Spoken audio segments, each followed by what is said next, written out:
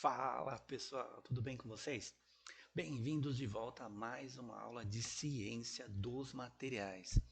Eu sou o Renato, sou professor da área mecânica do Instituto Federal de São Paulo, do campus de Hortolândia, e a gente está tendo aqui uma série de aulas sobre ciência dos materiais, tá? Então, se você gosta desse conteúdo, tem interesse em aprender mais sobre isso, eu deixo um convite aí para você se inscrever nesse canal e acompanhar essas postagens e também aí ver outros conteúdos que já tem aí disponível no nosso canal, tá bom?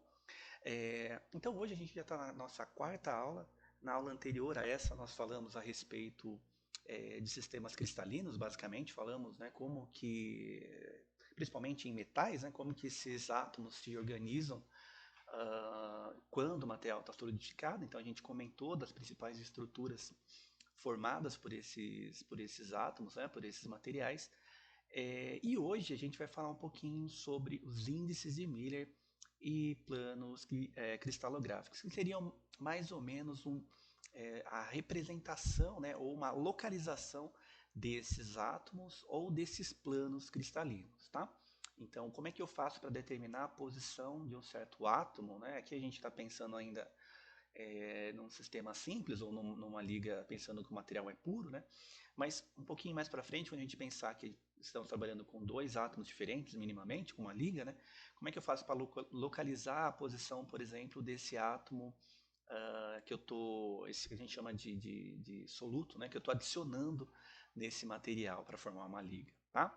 Então, os índices de Miller e os planos cristalográficos também são interessantes para a gente determinar as posições, por exemplo, né, as posições desses átomos de soluto, né, para a formação da liga, onde eles vão entrar, onde eles vão se encaixar, tá? Também são importantes para o estudo da cristalografia, para verificação do arranjo cristalino, para verificação também de planos cristalográficos de maior densidade, na qual normalmente o metal costuma a ter um deslizamento de planos e começa ali um processo de fratura, né, de falha. Então tem a sua importância, a gente vai estudar aqui nessa aula, tá? Então vamos lá, vamos começar aqui a nossa aula 4.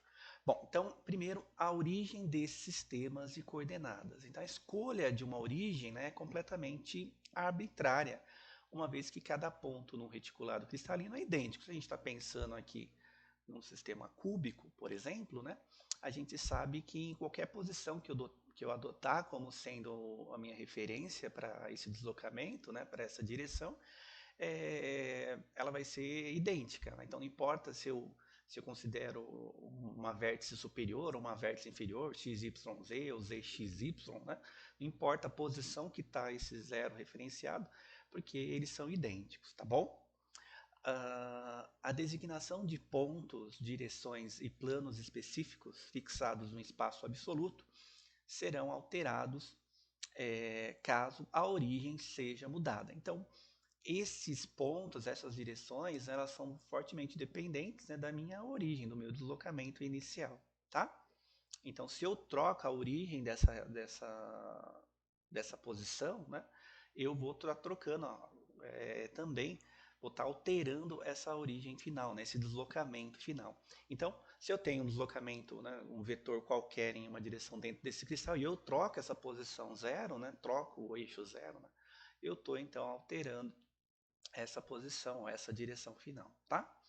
Todas as designações serão autoconsistentes se partirem da origem como uma referência absoluta.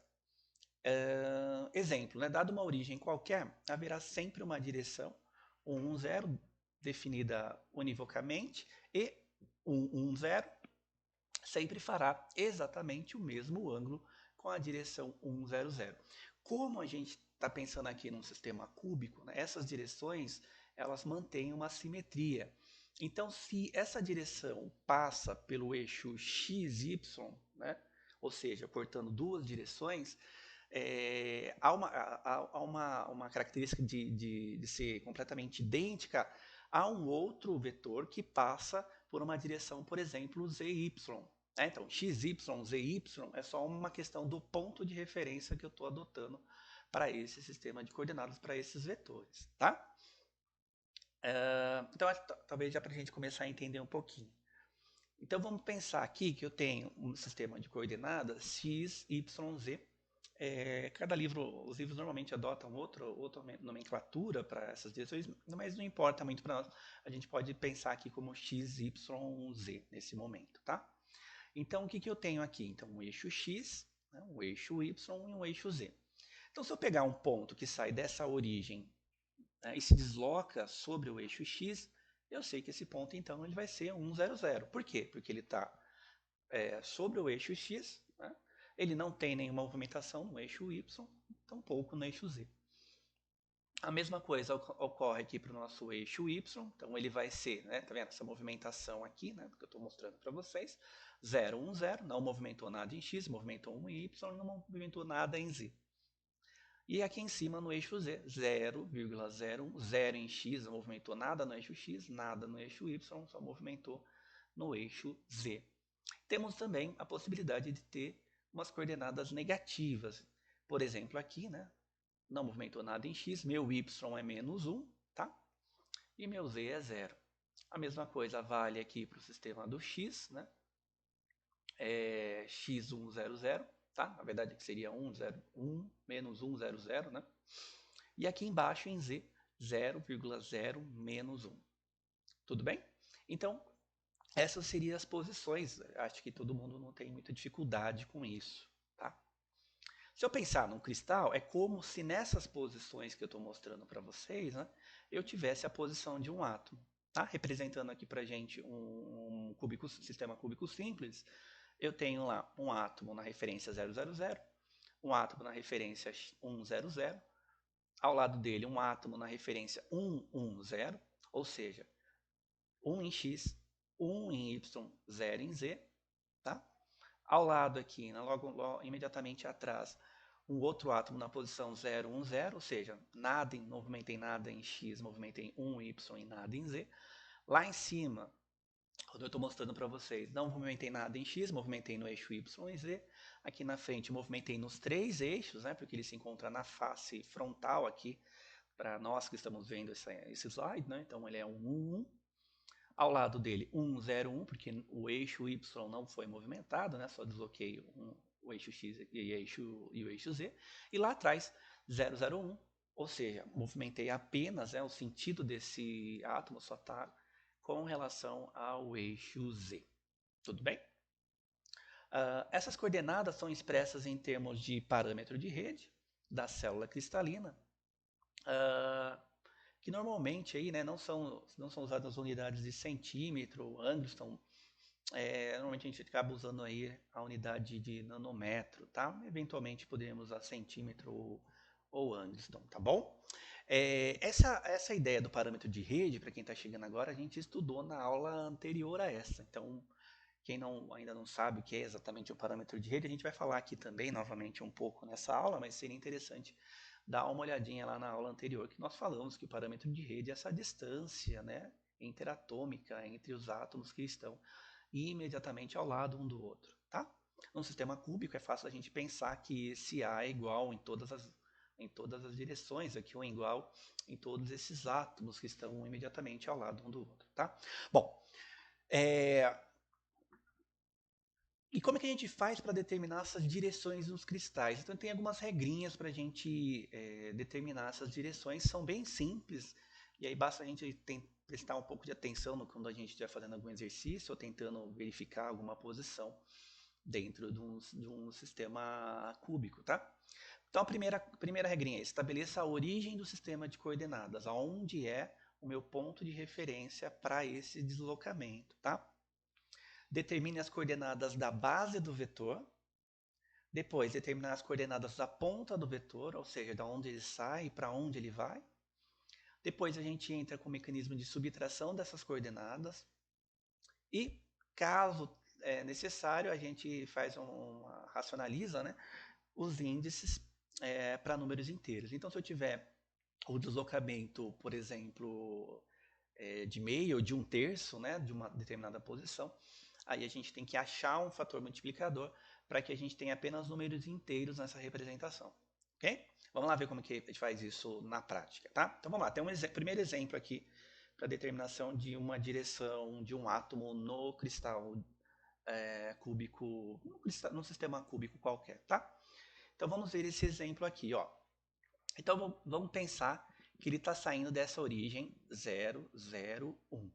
Ah, por que 0, 0, 1? Ou seja, eu não tenho nada em x, não tenho nada em y, eu tenho 1 em z, né? Tomando como ponto aqui, tá bom? Tomando como essa, a referência sendo aqui, né? A referência de base, tá? O zero posição aqui para nós.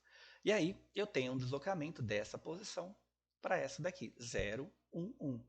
Ou seja, não está movimentando no eixo x, que está aqui, né? Estou movimentando apenas o eixo y e o eixo z. Lembrando que é com relação a esse ponto, tá bom? Então, 0, 1, 1 com relação a esse ponto aqui. Tudo bem? E aí a gente coloca lá para fazer uma continha, tá? Então, primeiro, a gente coloca em cima dessa nossa equaçãozinha aqui, né? Na verdade, dessa continha básica. A gente coloca lá 0, 1, 1, né? 0, 1, 1, que é o final dessa posição, e embaixo a origem dessa posição, 0, 0, 1, que está aqui, tá? E aí a gente subtrai. Então, 0 menos 0, 0, né? 1 menos 0, 1, 1 menos 1, 0. Portanto, essa direção é a direção 0, 1, 0, tá?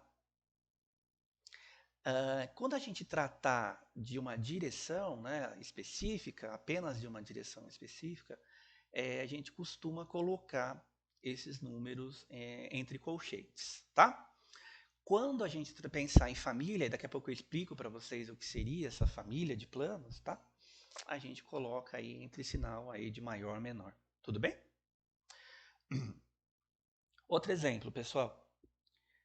Agora eu estou saindo aqui dessa posição 1, 0, 1, 1 em x, né? Então 1 em x, 0 em y, não movimentei aqui nada, né?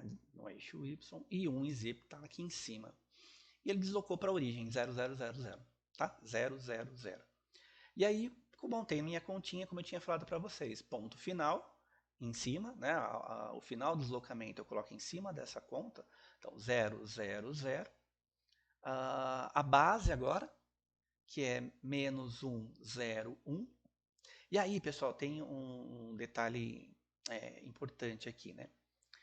Esse 1, 0, 1, esse 1, 0, 1 aqui, vai fazer com que essa subtração tenha um número negativo. Então, veja, se eu tenho 0, 0, 0 como o tip aqui, né, como o ponto final, e como base dessa origem 1, 0, 1, na hora que eu subtraio isso, eu vou ficar lá com menos 1 aqui e menos 1 aqui. Né? Por quê? 0 menos 1, menos 1, 0, 0, e 0 menos 1, menos 1.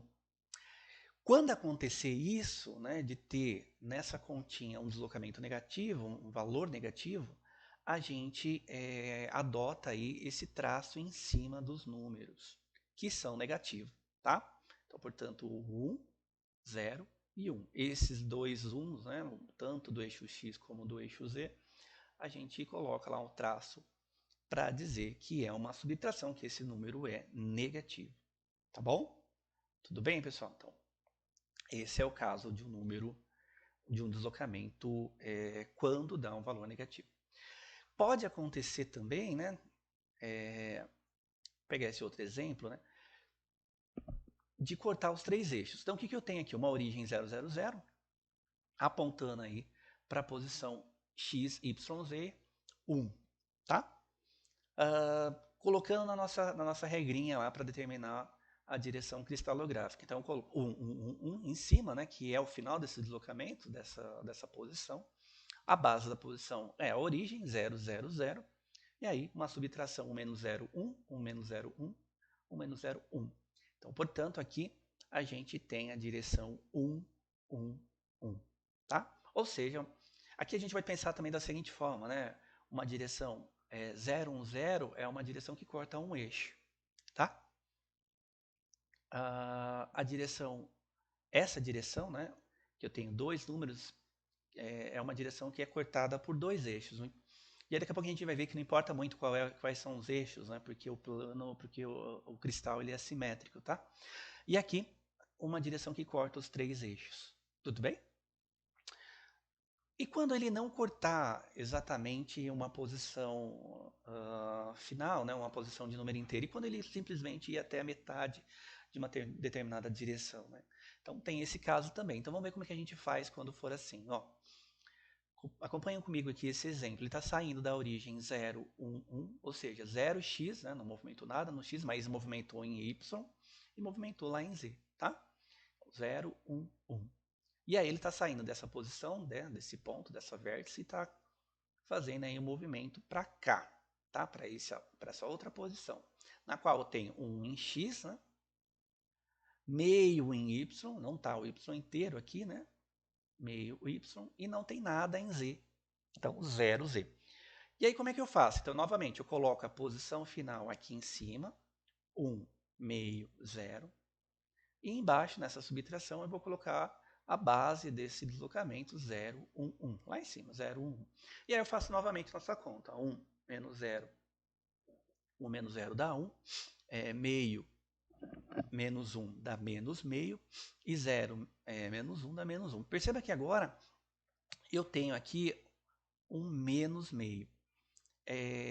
Nós não representamos as direções como número fracionário, como uma fração, tá? Então a gente tem que ajeitar esse número aqui para que ele seja um número inteiro. Então o que a gente vai fazer? A gente vai multiplicar isso aqui por algum número que deixe esses números inteiros. Portanto, se eu tenho aqui uma fração que é 2, obviamente que eu vou ter que multiplicar isso aqui por 2. Então vai ficar 2 vezes 1, 2. 2 vezes meio, 1. Né? No caso, menos 1. E 2 vezes menos 1, 2. Ou menos 2. Tá? Então, como que fica essa direção? 2 menos 1 menos 2. Tá? Tudo bem? Essa seria a representação aí dessa direção cristalográfica, ok? Bom, e aí volto naquilo que eu tinha comentado anteriormente. As estruturas cúbicas, né, elas são simétricas, ou seja, esses átomos estão dispostos aí numa mesma direção, numa mesma distância entre eles. Portanto, isso faz que a gente pense que tem uma certa familiaridade entre certas direções. Né? Então, tem direções incomuns para cada um desses planos, desses movimentos. Tá? Então, vamos ver quais seriam essas direções. Então, assim, a gente tem as direções com relação às faces, que a gente chama de família 1, 0, 0. Está aqui embaixo. Então, o que seria a família 1, 0, 0? É aquela que eu comentei com vocês, que vai aí cortar, que vai se movimentar apenas num eixo. E aí não importa se é o eixo X, como aqui, ou se é o eixo Y, ou se é o eixo Z.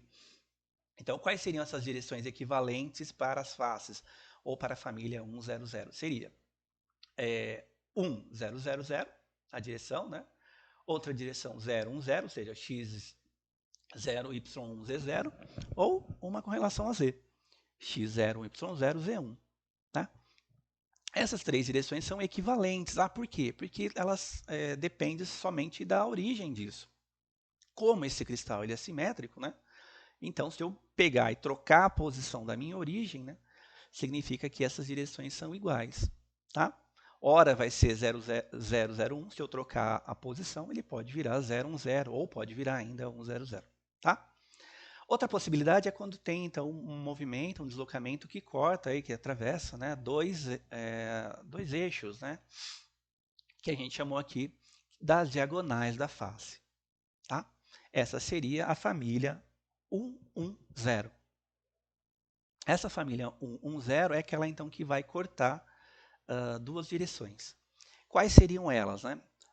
A própria 110 poderia ser a 011, 101, menos 1, menos 1, 0, 0, menos 1, menos 1. Então, veja que aqui, e aí cabe uma explicação, né?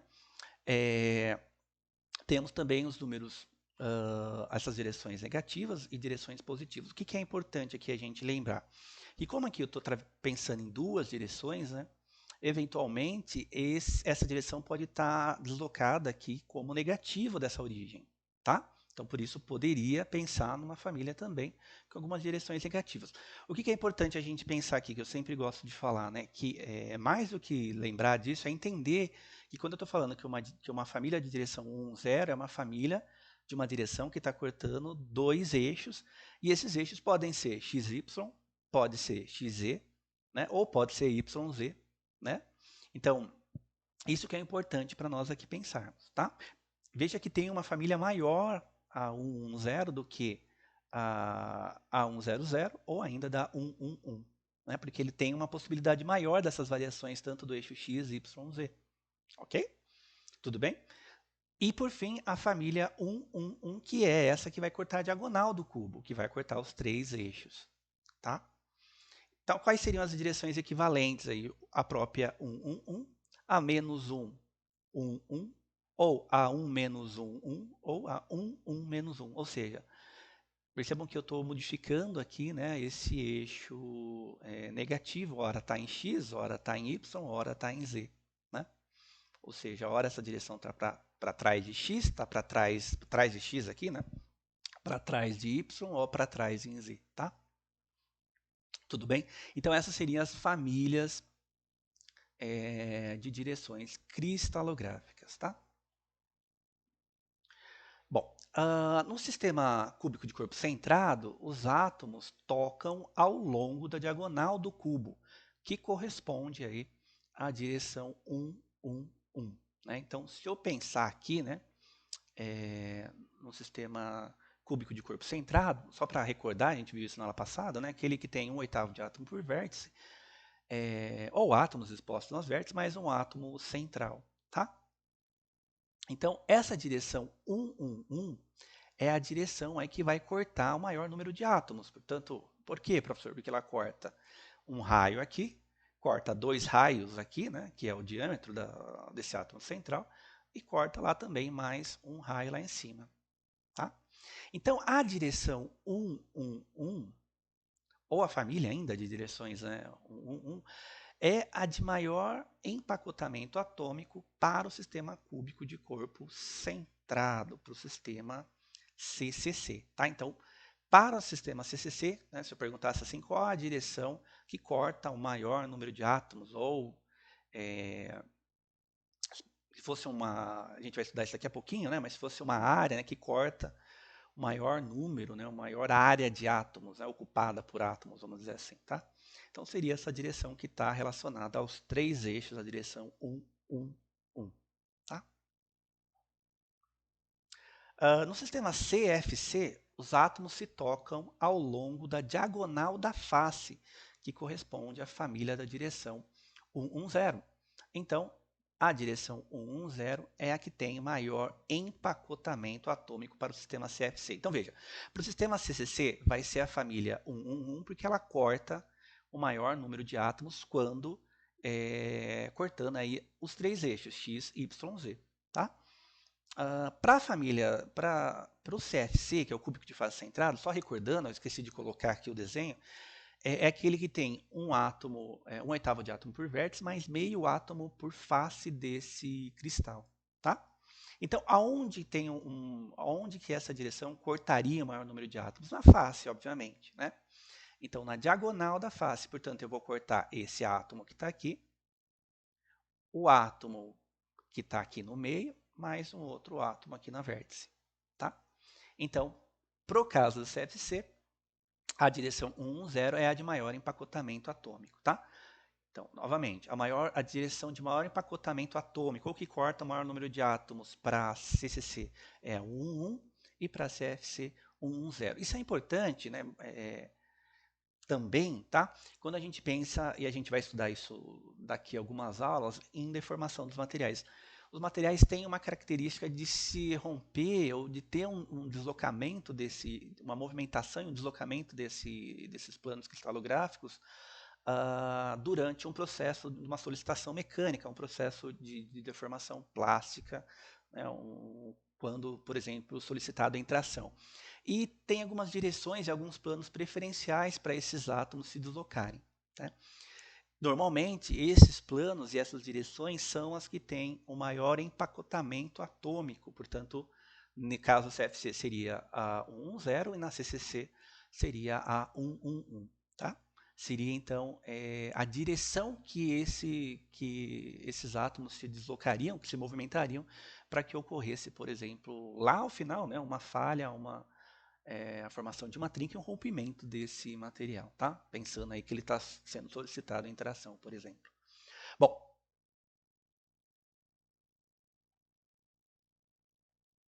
E aí a gente entra nos planos cristalinos ou planos cristalográficos, tá? Então, por que, que isso que também é importante a gente estudar um plano? Veja, o que a gente estudou até agora são direções cristalográficas, né? Agora a gente vai pensar num plano cristalográfico, tá?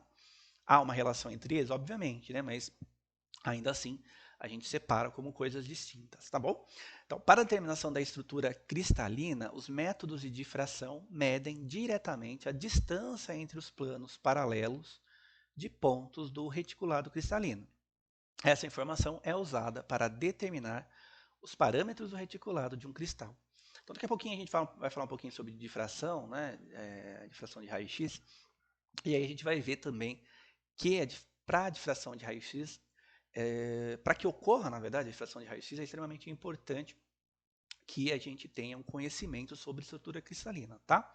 Então, a difração de raio-x, ela veio aí, a gente vai comentar disso daqui a pouco, mas ela veio nos auxiliar, aos engenheiros, aos cientistas, a verificar, por exemplo, um parâmetro reticulado, qual é a fase presente nesse material, ou qual é a estrutura cristalina presente em um determinado material, tá?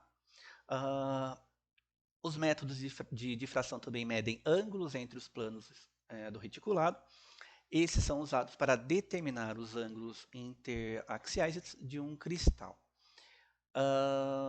Para a deformação plástica, né, também ela é importante, porque, como eu já tinha dito para você, né, para vocês, a deformação plástica permanente de metais ela ocorre por deslizamento de átomos, tá? Que escorregam, né, ou que se movimentam uns sobre os outros num cristal, fazendo que ao final haja uma deformação plástica e lá no fim disso tudo, né, que ocorra uma falha, uma fratura um rompimento desse material, tá bom? Também é importante para as propriedades de transportes em certos materiais, a estrutura atômica em determinados planos causa o transporte de elétrons ou acelera a condução nesses planos e relativamente reduz a velocidade em planos distintos desse. Alguns planos cristalográficos, então, permite uma certa movimentação maior, uma liberdade maior de movimentação para elétrons, tanto pensando em energia elétrica, como também pensando numa condução térmica, tá bom? Então, o fato de eu ter uma certa orientação, de ter um certo plano cristalográfico numa direção preferencial, por exemplo, né, implica de eu ter um comportamento térmico ou elétrico mais induzido, tá bom? É como se eu pensasse que todo mundo está numa orientação, portanto é mais fácil movimentar um elétron quando todo mundo está na mesma direção, ou quase na mesma direção, e quando eles estão em direções diferentes. Né? Aquela ideia que a gente comentou sobre, por exemplo, né, aqui, pensando rápido, sobre monocristal, policristal. Né? Ou seja, tem um cristal só, quase todo mundo orientado na mesma direção, me parece, né? E aí a gente pode pensar junto aqui que é muito mais fácil movimentar, transportar elétrons, né, movimentar elétrons por aí, do que quando eu tenho uma variação aí desses planos cristalinos ou quando eu tenho um policristal, tá bom?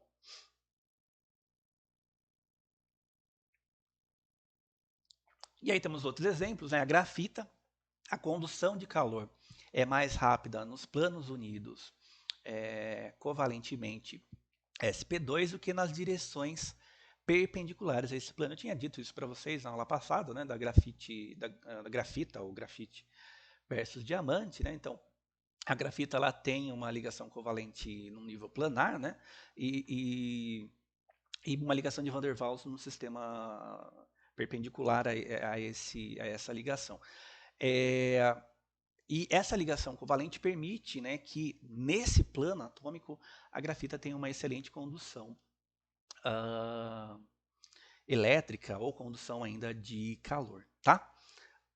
Outro exemplo bastante clássico aqui, quando a gente pensa na importância dos planos cristalinos, tem a ver também com alguns supercondutores. Exemplo, esse supercondutor aqui, dióxido de cobre triobário, que é um super... Eu até comentei com vocês sobre supercondutores, né? Esse aqui é um supercondutor cerâmico mais moderno, comparativamente ao que a gente falou sobre essa supercondutividade em metais. Em algum momento eu vou falar sobre supercondutores, mas adiantando um pouco, né? Esse supercondutor, na verdade, do ponto de vista de materiais, ele é uma cerâmica, tá? E esse supercondutor ele permitiu que aquela temperatura de transição, né, na qual o metal viraria teoricamente um supercondutor, ela fosse reduzida, né? Então, as temperaturas que eram mais altas, né, negativas, né, elas ficaram um pouco mais baixas, então é mais fácil conseguir esse efeito de supercondutor nesse tipo de material, por exemplo, do que num metal qualquer, tá? Molibdênio, cobre, ou o que seja, tá? Alguns planos desses supercondutores contêm somente cobre e oxigênio. Esses planos conduzem pares de elétrons chamados pares de cobre, que são responsáveis aí pela supercondutividade. Esses supercondutores são eletricamente isolantes em direções perpendiculares ao plano de cobre e oxigênio. Olha que interessante, né? Esses supercondutores, eles possuem aí, numa certa direção, né, uma condução bastante interessante, né, de pares de elétrons, porém, em direções perpendiculares, eles já não têm essa mesma capacidade, né, tem uma capacidade mais isolante. Tá? Então, no plano, né, eles são condutores e perpendiculares não são condutores. Tá? E como é que a gente faz para determinar isso? Né? Para determinar quais são essas estruturas que estariam presentes nesse material por meio de uma análise de fração de raio-x. Tá? Bom, antes da gente falar um pouquinho sobre difração de raio-x, é importante a gente também determinar esses planos, saber, né, quais são os planos presentes nesse material, ou qual o plano que eu estou estudando especificamente para esse material. Bom, para identificar esses planos cristalinos, a gente utiliza aí uma notação de Miller, que são aí definidos como os inversos das intersecções fracionais que o plano faz com os eixos cristalográficos. Tá? Miller foi um engenheiro que ficou estudando isso aqui, né?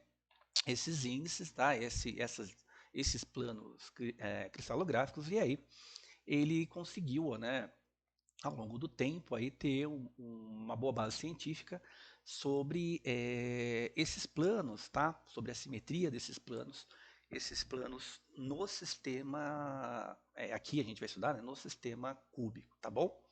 Então, primeiro, qual é o procedimento para determinar um plano por meio da notação de Miller? Escolher um plano que não passa pela origem 00. Isso é importante. Se eu tiver um plano que passa pela origem 00, eu tenho que deslocar ele para algum eixo, tá bom?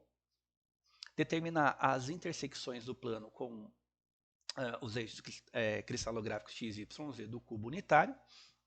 Obter os inversos dessas intersecções e reduzir as frações ao mesmo denominador e determinar o menor conjunto de números inteiros. Muito parecido com a ideia que a gente viu para as direções, tá?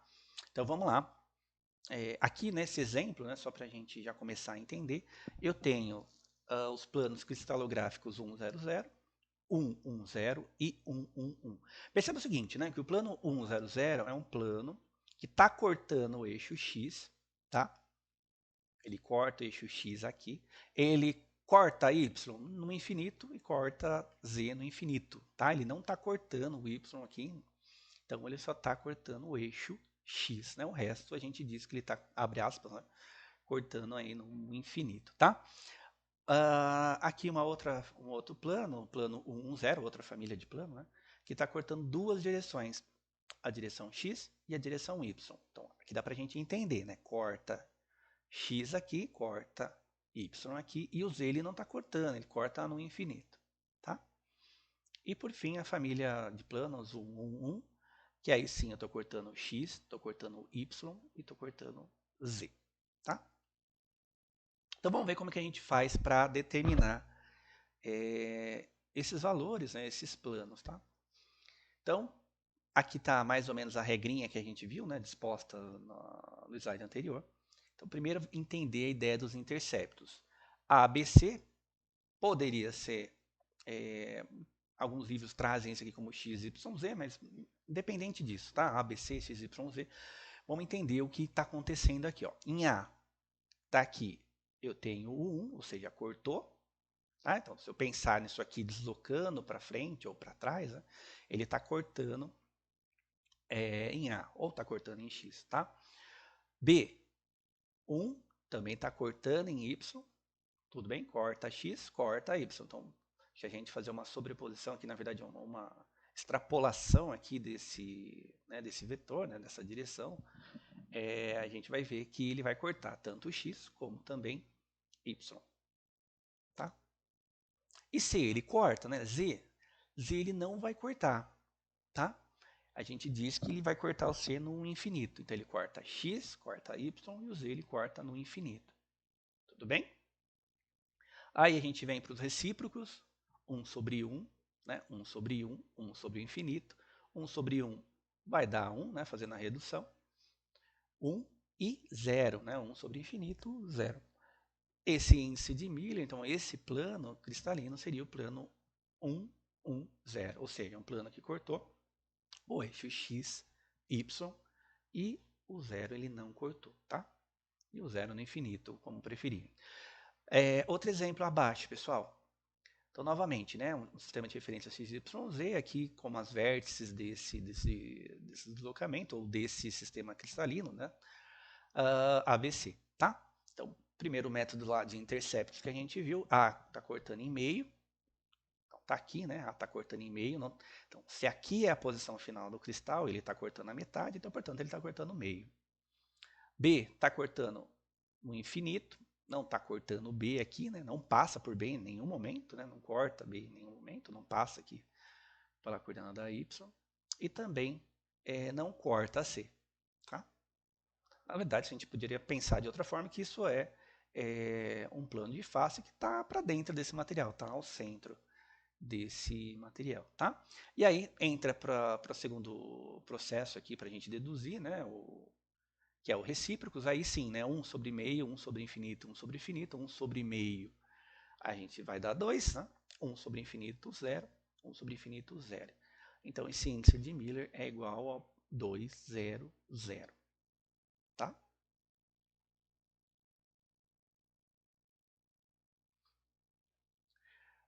Outros exemplos, pessoal. Aqui também, né? O plano 0, 1, 0. Então, vamos ver lá. Então, novamente, né? Então, eixo x, y, z. Aí eu tenho lá um plano cortando esse meu eixo y, tá? Ele corta aqui meu eixo x, né? Ele vai cortar o meu eixo y e não vai cortar o meu eixo em z, tudo bem?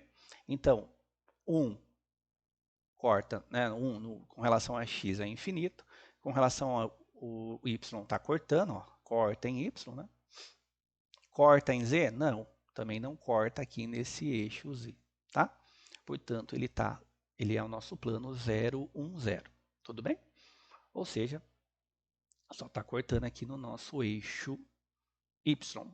Outro exemplo, pessoal, plano 1, 1, 0, cortando x, né? Sempre dá para a gente já pensar o que, só pelos números aqui, né, o que está acontecendo. Então, está cortando dois eixos, x e y.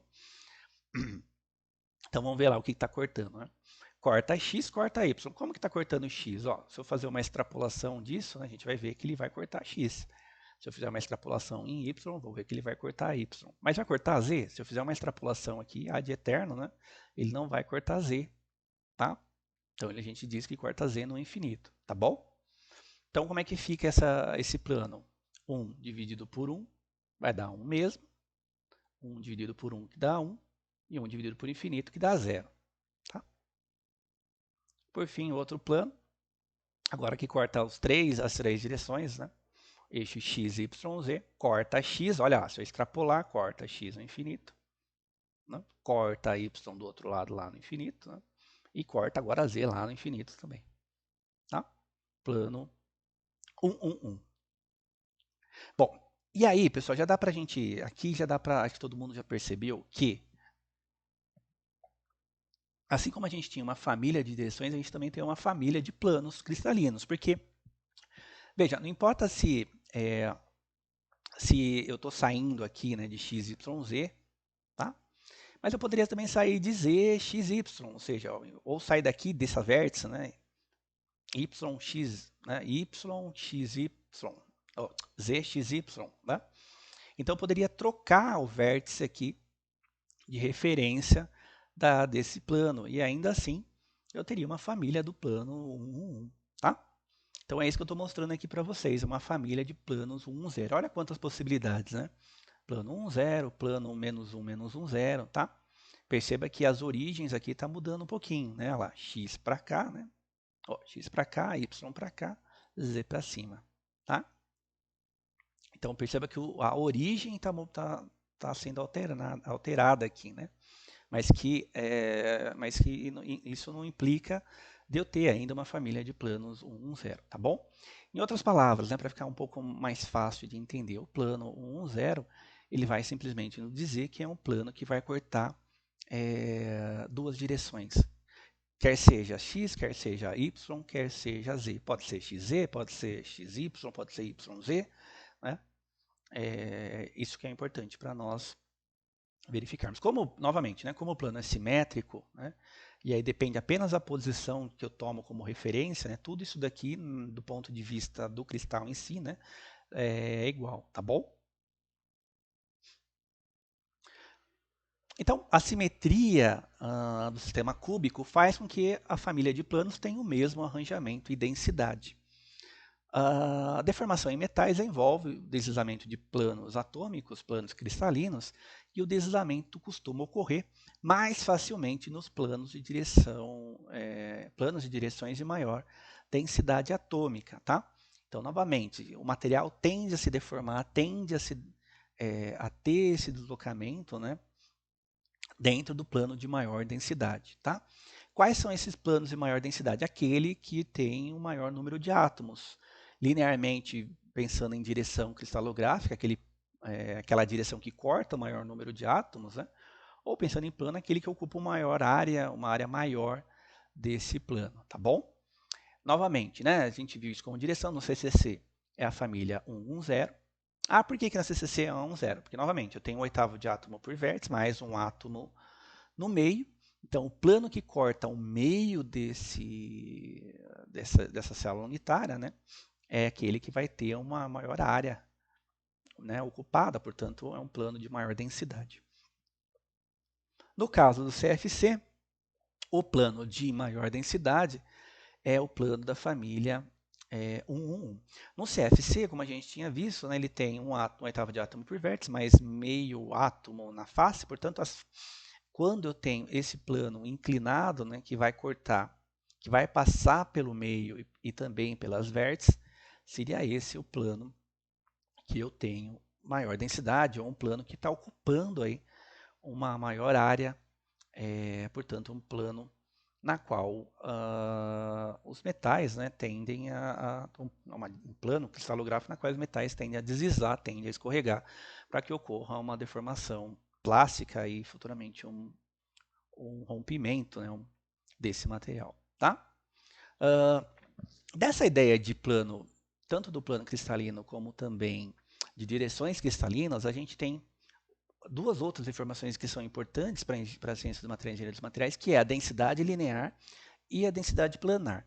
A densidade linear ela vai pensar nos átomos que estão aí sendo atravessados por essa direção, ou simplesmente os átomos por centímetro, igual ao fator de empacotamento em uma direção. É como se olhasse o fator de empacotamento, aquela ideia que a gente viu na aula passada, né, em apenas uma direção, que é a direção desse vetor. Tá?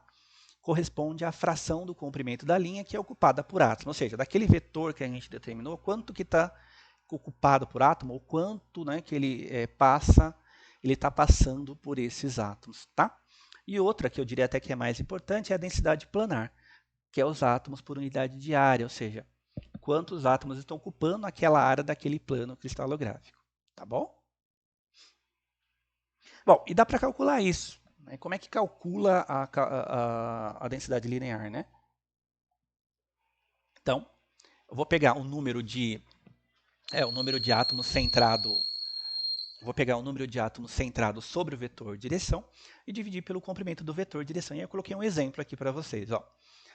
Então, num cristal de cobre, e o cobre ele é cúbico de face centrada, ele tem um parâmetro de rede, um A, de 0,361, ou 0,361.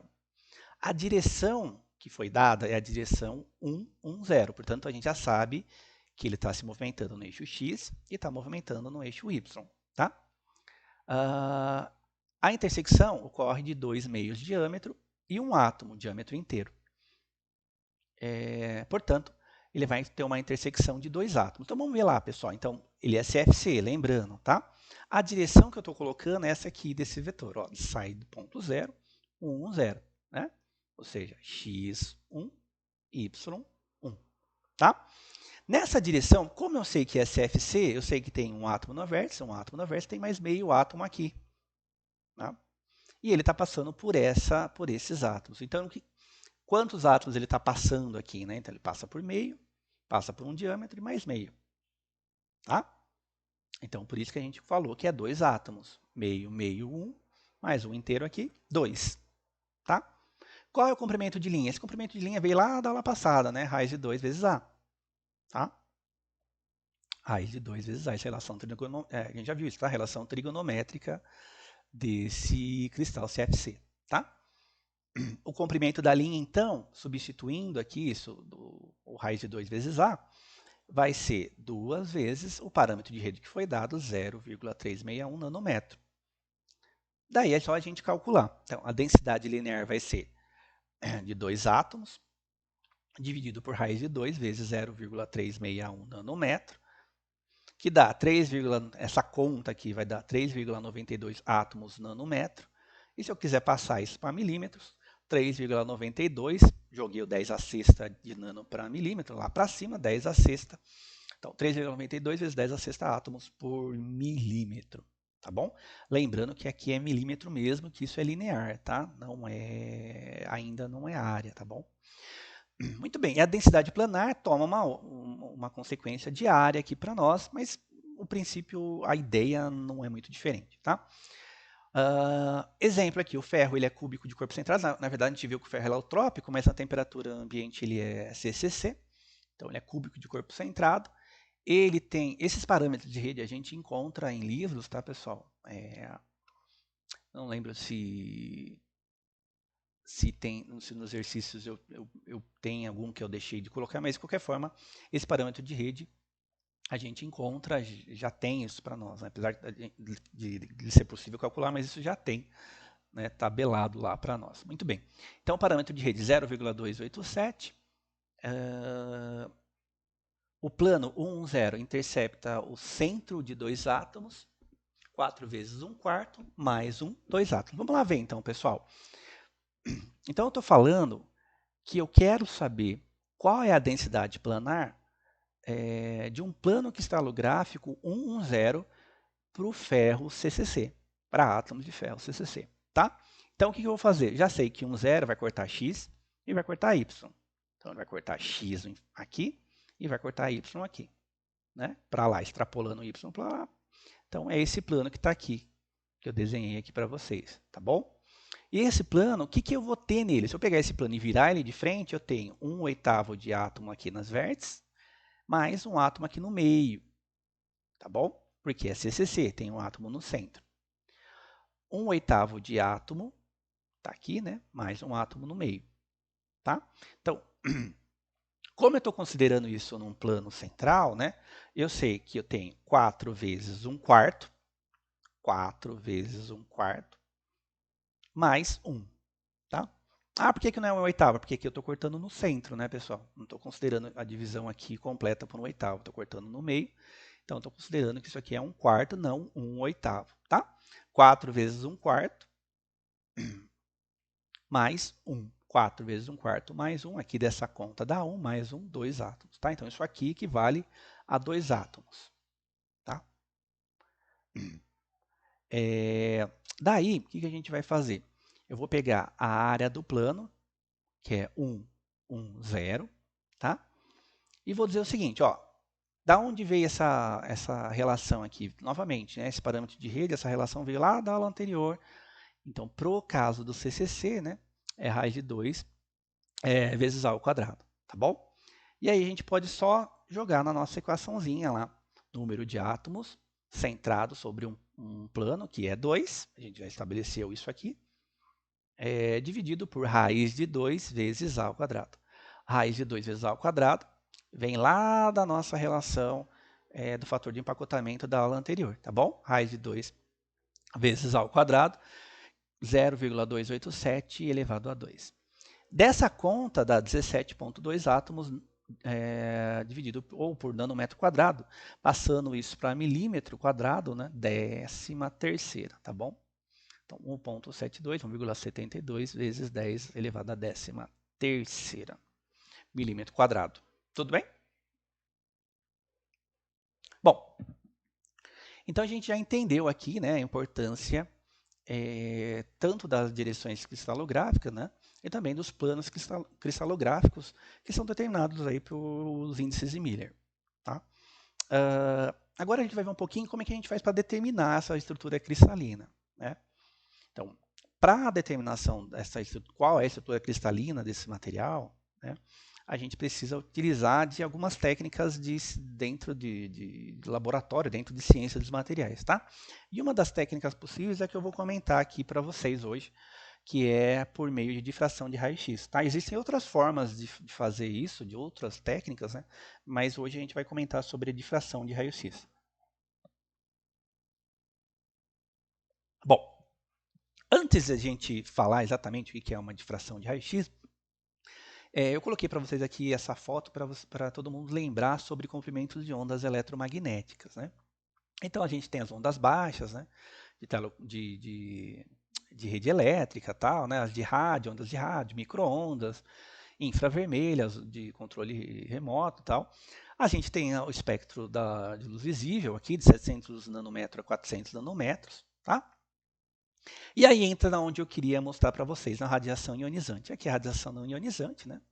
Teoricamente sem nenhum grandes efeitos aqui para nós humanos, tá? E aqui a radiação ionizante, que aí sim, né, a gente sabe que tem algum efeito que gera radiação, né, que pode ter aí radiação em níveis mais altos, né, e que pode ter alguma interferência, tá? Bom, e aí dentro vamos pensar só daqui para frente, né, a gente tem a luz ultravioleta, tá, do Sol, e aí a gente entra no raio-x, né? Esse raio-x, né, perceba que eu tenho esse comprimento de onda associado a raio-x e frequências altíssimas aqui, né? Da ordem de 10 a 20, pegando um centro aqui mais ou menos, né? De 10 a 20 uma ordem aqui hertz, né? Então um negócio absurdamente rápido, né? E aí, pessoal, dentro dessas possibilidades, né, o raio-x para nós, ele veio nos ajudar a entender um pouco como esses materiais estão organizados, né? Como os átomos desses materiais estão organizados. Esse raio-x ele possui um comprimento de onda da ordem de 1 nanômetro. Tá? Então, essa possibilidade, né, esse comprimento de onda de 1 nanômetro possibilitou que a gente conseguisse analisar um arranjo cristalino, que a gente acabou de ver aqui, que é da ordem de nanômetros também. Tá? Então, esse é um motivo, né, do raio-x ser tão, pensando simplesmente aqui na ideia de tamanho, né, de comprimento de onda, dele ser tão útil para a ciência dos materiais, porque ele permite que eu consiga fazer essa análise, tá? Por ter aí um comprimento de onda similar aí ao espaçamento, tá bom? Ao espaçamento entre os planos atômicos, tá? Bom, e o que seria esse fenômeno de difração? Né? Então, quando um feixe de raio-x é dirigido a um material cristalino, esses raios são difratados pelos planos dos átomos ou íons dentro desse cristal. Tá?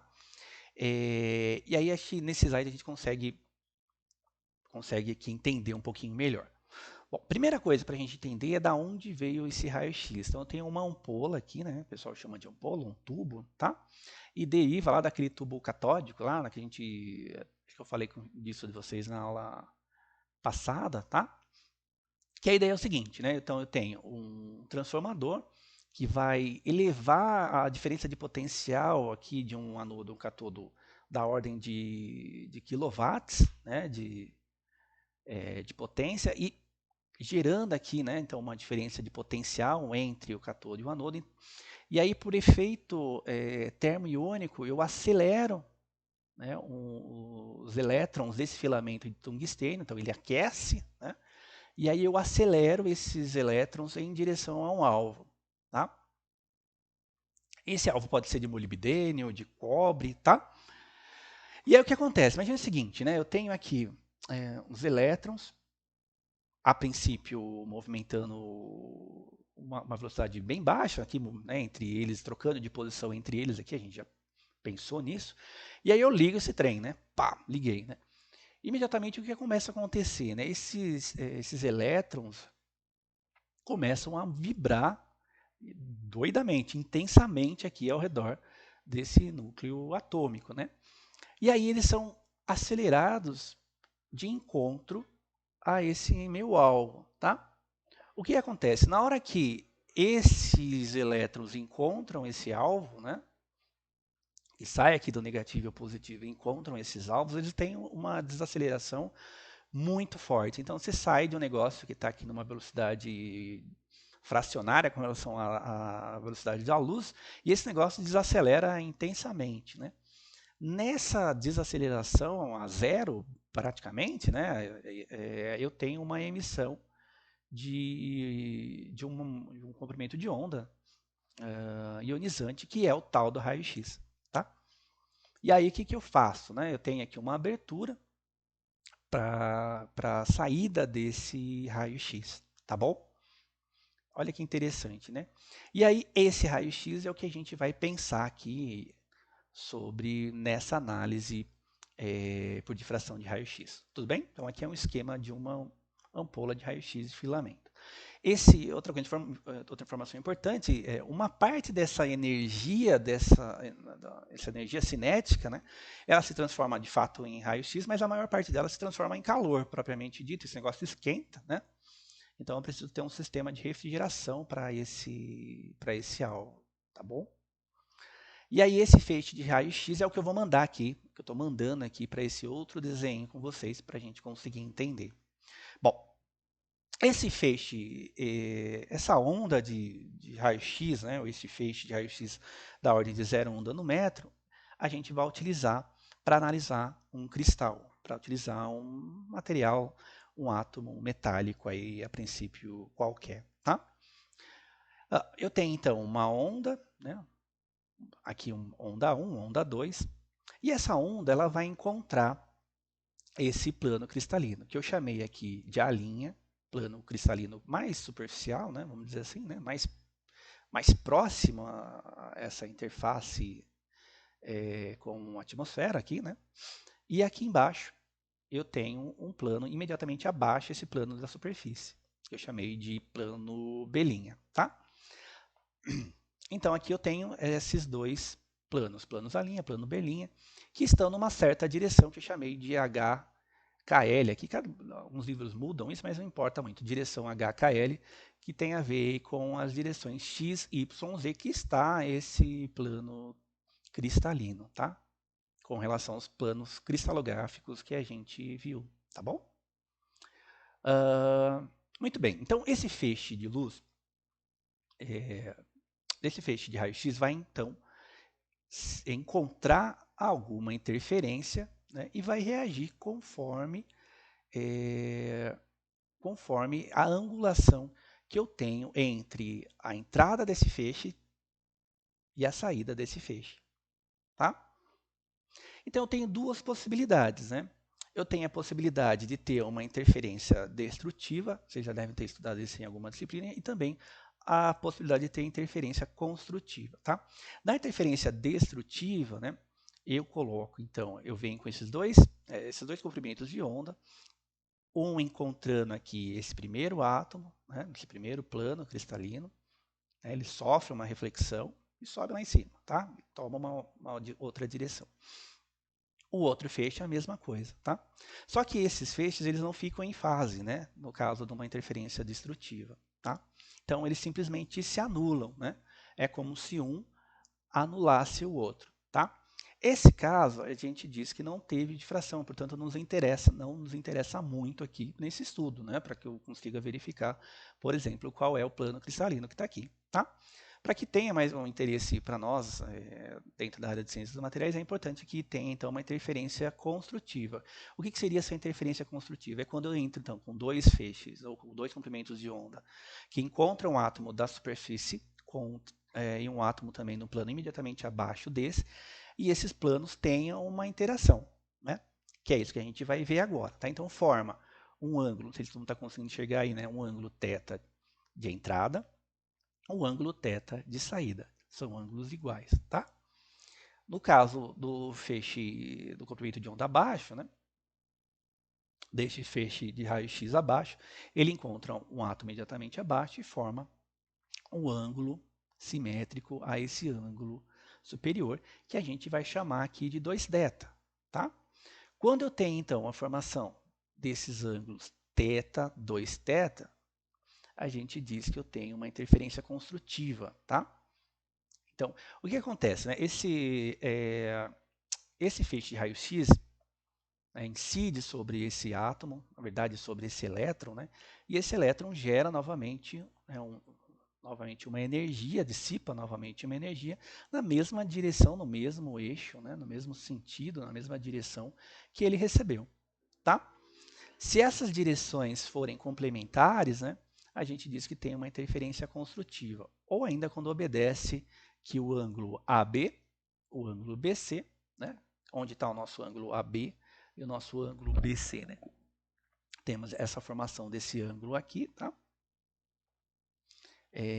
Então, quando a formação desse ângulo forma perfeitamente um ângulo θ, tá? Ou 2θ, da referência número 1, desse comprimento de onda número 1, a gente então diz que essa interferência é uma interferência construtiva, portanto, ela obedece aí à lei de Bragg, tá? Essa interferência construtiva ela é interessante porque daí sim eu consigo analisar e entender qual é a posição cristalográfica que está aqui, ou ainda qual assim, pensando em todo o espectro, né, qual é o material que eu estou analisando, tá? Disso a gente tira, dessa ideia desse seno de θ, né, a gente tira então essa equação, que é a equação de Bragg, tá? Bragg foi não sei se eu comentei isso, mas enfim, Bragg foi um pesquisador que juntamente com seu pai utilizou de uma ampola de raio-x para fazer estudos de cristalografia, estudo de materiais, né? E ganharam aí em conjunto um prêmio Nobel, se eu não me engano, em 1914, 1915, eu não lembro exatamente a data. Eles ganharam o prêmio Nobel por esses estudos de difração de raio-x, tá? Em cristais mesmo, em cristalografia. Bom, então vamos entender um pouquinho essa equação da lei de Bragg, tá? Vai dizer o seguinte, ó, que o comprimento de onda vezes o número inteiro de ondas, né, esse número de ondas aqui, rotineiramente igual a 1, tá? Vai ser igual 2 vezes a distância interplanar, a distância dos planos cristalinos, numa determinada posição HKL, uma posição XYZ, vezes o seno do ângulo de entrada, o seno do ângulo θ. Tá? Essa equação de Bragg, para sistemas cristalinos, né, ela toma aí esse DHL, né, esse D, que é a nossa distância interplanar, ela toma a seguinte relação, que o parâmetro de rede vai ser dividido pelo valor de H ao quadrado, K ao quadrado, L ao quadrado, lembrando que aqui a gente poderia substituir por x ao quadrado, y ao quadrado, z ao quadrado, sobre meio, ou raiz, né? Então, daqui dessa informação, né, a gente aplicando aqui, acho que não lembro se eu pedi algum exercício disso, mas enfim, aplicando diretamente aqui, a gente conseguiria aí, calcular, tá? Qual é aí, então, o nosso comprimento de onda, tá bom? A difração de raio-x ela pode ser feita em materiais maciços, mas rotineiramente acaba sendo feita em pós. Obviamente que esse material tem que ter uma boa preparação, se fosse pensar no material maciço, né? Mas é bastante comum o material ser utilizado na forma de pó, partículas finas orientadas, né? Um grande número de partículas com orientações diferentes assegura que a lei de Bragg seja satisfeita para alguns planos cristalográficos, né? Um difratômetro de raio-x, que é o nome que a gente dá para esse equipamento, né, que gera esse feixe de raio-x e faz uma leitura, né, ele é um sisteminha que funciona mais ou menos da seguinte ordem, da seguinte forma. Né? Eu tenho uma fonte, a fonte de raio-x. Essa fonte de raio-x ela faz aqui ela bombardeia, né, o nosso material, tá? E do outro lado, né, então entro com o ângulo θ, do outro lado, o ângulo 2θ, eu faço então uma detecção do que aconteceu aqui, né, com relação à difração ou não, né, desse raio-x, tá? Então esse detector ele manda essa informação, hoje em dia é assim, né? Na época, obviamente, de Bragg não era assim, ele manda uma informação para um sistema computadorizado para nos dar aí a informação, né, dentro de uma biblioteca de varredura, o que exatamente a gente está vendo, tá? Bom, e aqui eu tenho um gráfico, né, um espectro que a gente chama como exemplo do alumínio. Então perceba que eu tenho alguns picos aqui de maior intensidade, né? 1, 200, 200, tá? E para cada um dos materiais a gente tem vamos dizer assim, né? um histórico, um difratômetro específico, né? Então o equipamento ele busca por meio de uma biblioteca bastante grande, né? Qual seria o difratômetro equivalente para esse que a gente está fazendo, tá? Então, esse computador compara uma biblioteca com um monte de outros materiais e aí a gente consegue determinar, por exemplo, qual é o material, qual é o plano, aqui já mais fácil, né? Quais são os planos cristalinos, já está determinado aqui nesse material. Então, são informações que são obtidas por meio desse difratrômetro. Uma coisa também interessante é que se a gente colocar um material amorfo para fazer uma análise de difração de raio-x, ele vai dar algo parecido com isso aqui, né? Por quê, pessoal? E a gente já viu isso, né? Porque não tem nenhuma orientação de longo alcance para um material amorfo, portanto ele fica aparecendo esses ruídos, né? Durante toda essa varredura aí do ângulo 2θ. E no cristalino a gente tem picos bem definidos aí, no caso do silício, em posições bem definidas para esse plano cristalino, tá? Tudo bem, pessoal?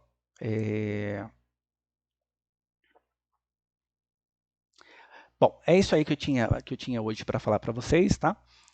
Vou deixar aí alguns exercícios para vocês fazerem, conseguirem entender, conseguirem colocar em prática um pouco o que a gente viu nessa aula, tá? Então, se vocês gostaram aí desse conteúdo, deixa aí um curtir, tá bom?